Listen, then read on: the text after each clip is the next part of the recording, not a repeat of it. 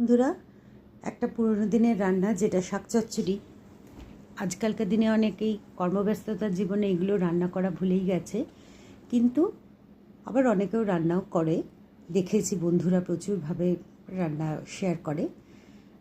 আমিও এরকমভাবে একটা পদ রান্না করলাম যেটা শাক চচ্চড়ি, যেটা প্রথমেই আমি সব ধুয়ে গুছিয়ে রেখেছিলাম।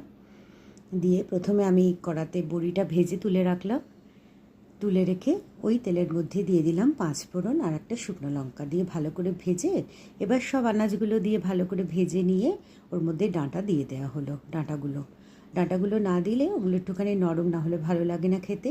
তার মধ্যে একটুখানি নুন দেওয়া হলো, আর তার সাথে দেওয়া হলো একটু হলুদ দিয়ে ভালো করে আবার একটু নেড়ে ছেড়ে তার মধ্যে দিয়ে দেওয়া হলো কটা চেরা কাঁচা লঙ্কা দিয়ে, কাঁচা লঙ্কা দিয়ে আবার একটু নেড়ে তার মধ্যে দিয়ে দেওয়া হলো একটু সামান্য পরিমাণে একটুখানি জিরে গুঁড়ো।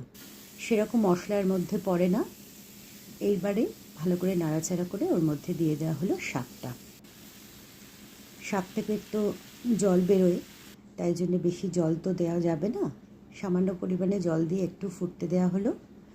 দিয়ে তারপরেই মোটামুটি সব সেদ্ধ হয়ে গেছিলো। তারপরেই বড়িগুলো দিয়ে দেওয়া হলো, বড়ি ভাজাগুলো দিয়ে আর বেশিক্ষণ নাড়াচাড়া করে নিয়ে তার মধ্যে একটু কাশ্মীরি মির্চ আর তার উপরে ছড়িয়ে দেওয়া হলো একটুখানি পরিমাণে চিনি। আর শাক চচ্চড়িতে চিনি না দিলে ঠিক ভালো লাগে না, একটু মিষ্টি মিষ্টি হয়।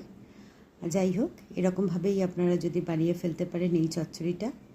আপনাদের যদি ভালো লাগে অবশ্যই লাইক করবেন। ভালো থাকবেন।